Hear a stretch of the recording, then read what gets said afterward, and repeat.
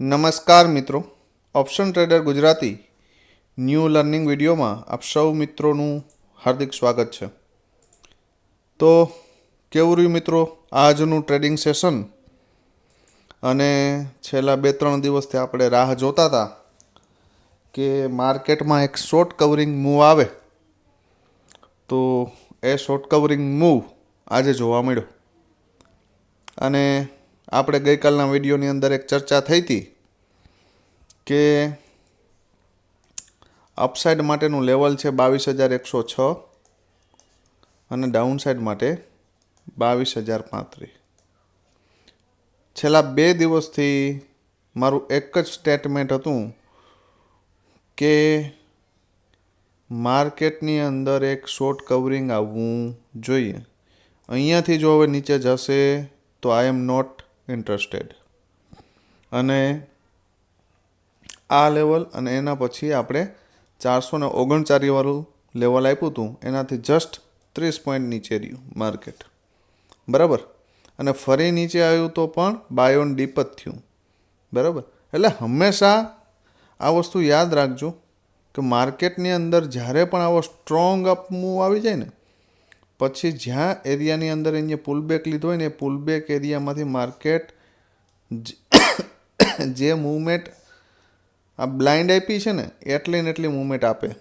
હું વારંવાર આ નોલેજ તમને વિડીયોની અંદર આપું છું કે જ્યારે કોઈ એક બ્લાસ્ટ મૂવમેન્ટ નીકળી જાય ને તમારા હાથમાંથી, તો ફરી એને પુલબેક ઉપર આવવા દેજો. આપણે પ્રીમિયમના ચાર્ટની અંદર જોશું, બરાબર. તો સૌપ્રથમ આપણે જોઈ લઈએ નિફ્ટીનું પ્રીમિયમનું લેવલ. હવે ક્લીન વાત હતી આપણે કે કોલના પ્રીમિયમમાં 70ની ઉપર જો મળે, 70ની આજુબાજુ, તો આપણે એક બાઇંગની ઓપોર્ચ્યુનિટી છે, બરાબર. માર્કેટ મોર્નિંગમાં ક્યાંથી આવ્યું તો કે એ જ એરિયામાંથી, અને ત્યાંથી ઉપર જતું રહ્યું. ધારી લ્યો કે તમે અહીંથી એક એટેમ્પ માર્યો નથી, બરાબર. કેમ કે ઘણા મિત્રોને એવા મેસેજ હતા કે સાહેબ આ વન વે જતું રહ્યું અને અમારા હાથમાંથી મૂવમેન્ટ જતી રહી. 97ની ઉપરથી ડાયરેક્ટ સીધું ક્યાં ગયું તો કે રેઝિસ્ટન્સ. આ એરિયાની અંદર અહીંયા એક પુલબેક લીધો હતો. જો 3 કેન્ડલ, એક 15 મિનિટની કેન્ડલ બની ને પછી અહીંયા નાનો એવો એક પુલબેક લીધો છે, દેખાય છે આ એરિયો, બરાબર. અને અહીંયાથી આપણું જે રેઝિસ્ટન્સ હતું ત્યાં ગયું અને ત્યાંથી અહીંયા શું લીધું, રિટ્રેસમેન્ટ, દેખાય છે. તો આ રિટ્રેસમેન્ટ એરિયો અને અહીંથી માર્કેટ શૂટઅપ, ત્યાંથી થોડી રેન્જ અને ઉપરના આપણા એક્ઝેક્ટ બંને લેવલ આવ્યા. 312 આપણું લેવલ હતું. આ કેન્ડલનો હાઈ ચેક કરી લેજો. ત્યાર પછી માર્કેટ ડાઉન આવ્યું અને ફરી એ પાછું આ લેવલ ઉપર સસ્ટેન થાય છે, બરાબર. તો અહીંયાથી આ એક મૂવમેન્ટ તો બનતી હતી, બરાબર. અહીંયાથી આ એક મૂવમેન્ટ બનતી હતી જો લેવા પહોંચ્યા હોય તો, બરાબર. નોલેજ આ જો અમુક મિત્રોના મને એવા મેસેજ આવે કે સાહેબ વિડીયો થોડો લાંબો થાય છે, બરાબર. પણ જે 7થી 10 મિનિટ આપણે જે રિવિઝન કરીએ છીએ ને, જે મિત્રો એ ધ્યાનથી જોતા હશે ને, એ આ પુલબેક પકડી શક્યા હશે અને આમાંથી એક મૂવમેન્ટ કેપ્ચર કરી હશે એને. અને જ્યારે આવું વન સાઇડેડ માર્કેટ હોય ને, ત્યારે સામેવાળા પ્રીમિયમની અંદર કોઈ પણ જાતની મૂવમેન્ટ હોતી નથી અને જોવાનું પણ થતું નથી, બરાબર. તો આ વસ્તુ યાદ રાખજો. સેન્સેક્સનું કોલનું પ્રીમિયમ જોઈએ આપણે. પુટમાં તો કંઈ છે જ નહીં, નિફ્ટીમાં જો છે. ગઈકાલે પણ મેં વાત કરી હતી કે આ પ્રીમિયમ બહુ મોંઘા છે હવે. અને ક્યાં જોઈએ તો કે અહીંયા બોટમ ઉપર, બરાબર. અને અહીંથી જો મળી જાય, મેં તો એવું કીધું હતું કે આ એરિયામાં ક્યાંક મળે તો શોર્ટની પોઝિશન બને, આ પ્રીમિયમમાં બાય બને નહીં. અને આ એરિયામાં એક અહીંયા બેઝ ક્રિએટ કર્યો છે 10 રૂપિયાની આજુબાજુ. 100 વાળું પ્રીમિયમ 10 રૂપિયા. બરાબર, આવી હાલત છે. થોડા દિવસ પહેલાં કોલની હતી, હવે પુટની છે. એટલે વારા પરથી વારો અને મેં પછી ગારો, આવું બધું થાય. એટલે પહેલાં કોલની આ પરિસ્થિતિ, હવે પુટની આ પરિસ્થિતિ, એટલે આવું રહેવાનું. બરાબર. હવે આપણે જોઈ લઈએ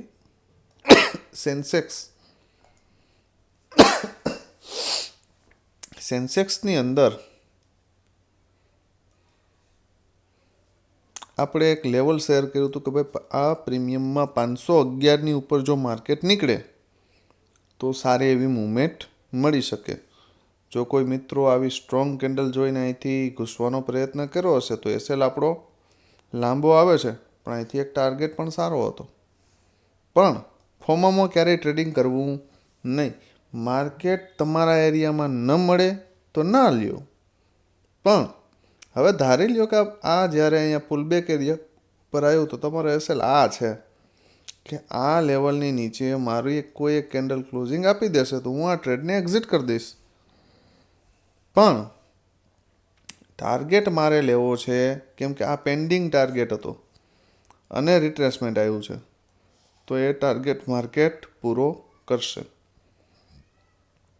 તો એક્ઝેક્ટ લગભગ 600થી 985 400 પોઈન્ટ જેવી વન વે મૂવમેન્ટ, એક લોટમાં 8,000 રૂપિયો થાય મિત્રો.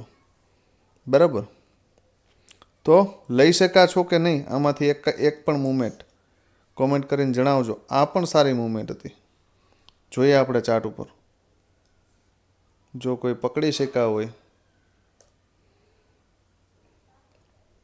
તો આ જે મૂવમેન્ટ ડાઉન સાઈડને આવી તો એ પણ 250 પોઈન્ટ જેવા પ્રીમિયમ, તો એમાં પણ ઇન્ક્રીઝ થયા છે બેઝ બેના પછી.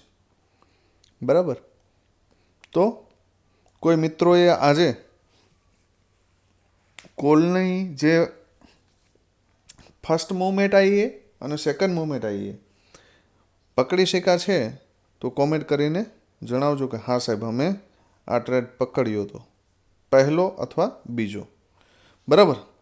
તો હવે જોઈએ આપણે આવતીકાલે શું થઈ શકે, શું થઈ શકે, પોસિબિલિટી શું છે. બરાબર. સૌથી પહેલાં આપણે જોઈએ નિફ્ટીનું ઇન્ડેક્સ. બરાબર. હવે સૌથી પહેલી વાત તો એ છે કે માર્કેટ માટે સેલિંગ એરિયો કયો છે. બરાબર. માર્કેટ માટે સેલિંગ એરિયો કયો છે કે ભાઈ જ્યાંથી સ્ટ્રોંગ સેલિંગ આવી શકે, તો એ એરિયા છે 547થી લઈ અને 560. 22,547થી 22,560. બરાબર. આ એરિયામાંથી સ્ટ્રોંગ સેલર એક્ટિવ થઈ શકે, યા તો 22,750થી લઈ અને 22,800. આ બે સેલરોના ઝોન છે કે જ્યાંથી માર્કેટમાં ફ્રી સેલિંગ આવી શકે. બરાબર. માર્કેટ હજુ પણ ડાઉન ટ્રેન્ડમાં છે, યાદ રાખજો. આ જે છે એ એક રિટ્રેસમેન્ટ છે. બરાબર. આ મગજમાં ફિટ કરીને રાખવાનું.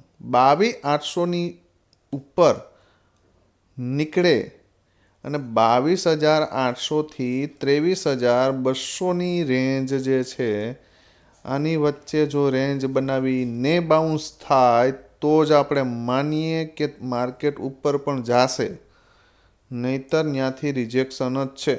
યાદ રાખજો આ વસ્તુ. બરાબર.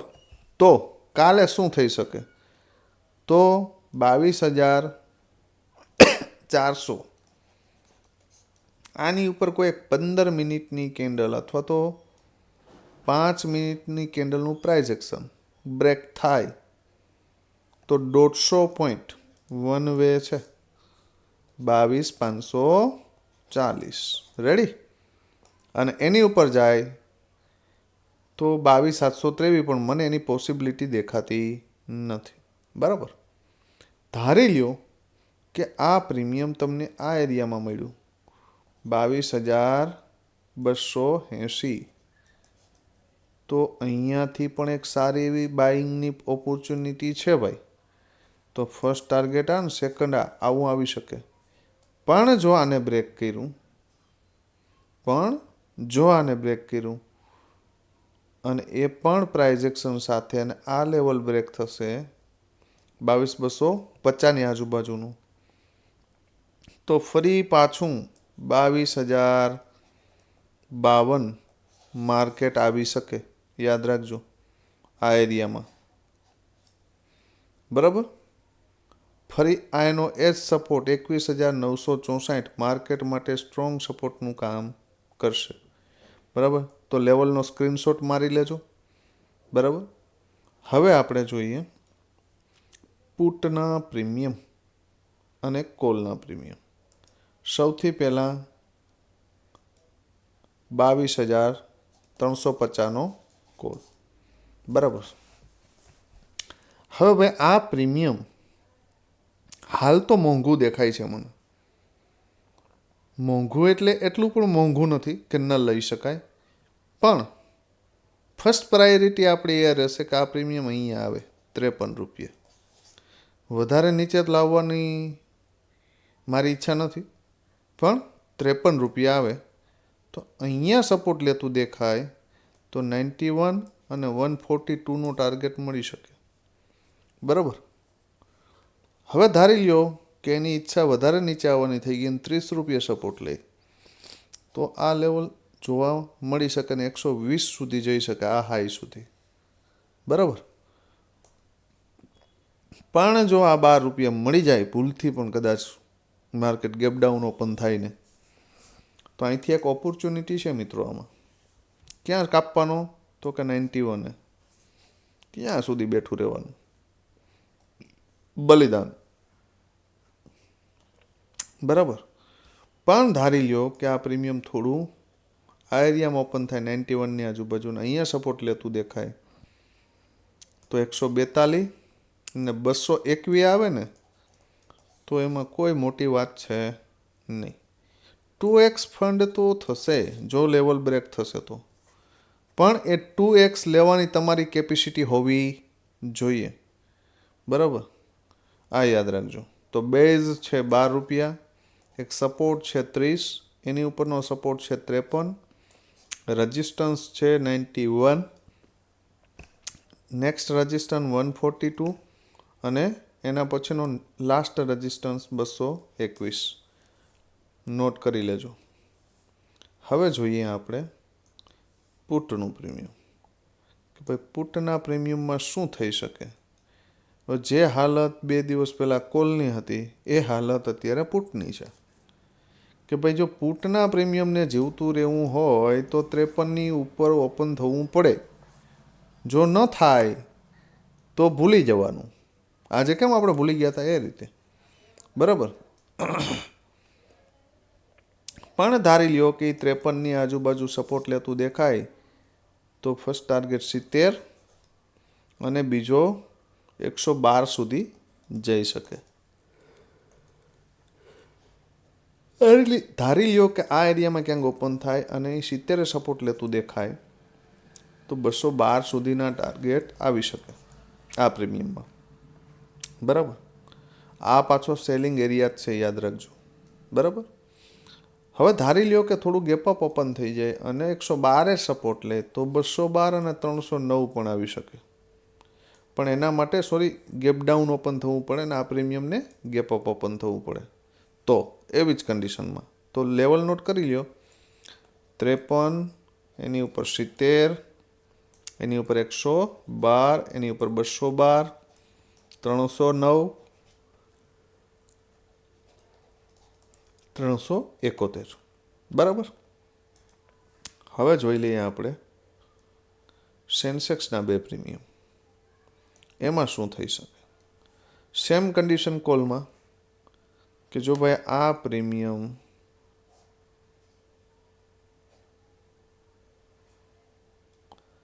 આ એરિયામાં મળી જાય તો વેલ એન્ડ ગુડ. 133 અહીંથી સપોર્ટ લેતું દેખાય તો ફર્સ્ટ ટાર્ગેટ 218, 133 આવે તો વાત છે. તો પણ આ પ્રીમિયમમાં બેસ્ટ બાઇંગ એરિયા છે 218. જો અહીંયા પણ મળી જાય ને તો આ પ્રીમિયમમાં 353 ફર્સ્ટ ટાર્ગેટ, 498 સેકન્ડ ટાર્ગેટ અને 801 સુધીના ટાર્ગેટ છે. યાદ રાખજો, બરાબર. તો સ્ક્રીનશોટ માર લેજો એટલે જેથી કરીને લેવલ ડ્રો કરવામાં સરળતા રહે. હવે જોઈ લ્યો પુટનું પ્રીમિયમ કેમાં શું થઈ શકે. તો પુટમાં ભાઈ એક બેઝ છે 371નો. જો આને તોડી નાખે તો જય સિયારામ. પણ પુટ જો 483ની ઉપર ઓપન થાય તો ફર્સ્ટ ટાર્ગેટ 600, બીજો 734 અને ત્રીજો 910, બરાબર. અને એની ઉપર જાય તો 1053, બરાબર. અને હવે જો આને બ્રેક કરશે 371ને તો ભવિષ્યમાં જ્યાં સુધી બેઝ ન બને ત્યાં સુધી આપણે આ પ્રીમિયમને ભૂલી જશું, બરાબર. આ મગજમાં ફિટ કરી લેજો.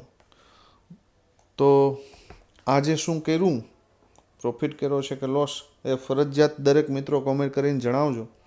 કેમ કે હમણાં ઘણા સમયથી ડેઈલી લાઈવ રહેવાનો મોકો મળતો નથી, શેડ્યુલ બિઝી હોવાને કારણે. તો આપ સૌ મિત્રો શું કરો છો? જો આવું સરસ મજાનું ગાઈડન્સ હોવા છતાં પણ તમે પ્રોફિટ ન કરી શકતા હોય તો સમજવાનું કે હજી કંઈક ખૂટે છે, બરાબર. તો કોમેન્ટ કરીને જણાવજો કે શું ખૂટે છે અથવા તો તમે ક્યાં અટકો છો, તો ગાઈડ કરવાનો પ્રયત્ન કરશું. વધુમાં વધુ મિત્રોને આ વિડીયો શેર કરજો જેથી કરીને વધુમાં વધુ ગુજરાતી ભાઈઓ આપણી સાથે જોડાઈ શકે. અને આપના મિત્રોને આપણી ટેલિગ્રામ ચેનલની લિંક પણ શેર કરજો જેથી કરીને એ પણ આ ડેઈલીના વિડીયો છે એ મેળવી શકે, બરાબર.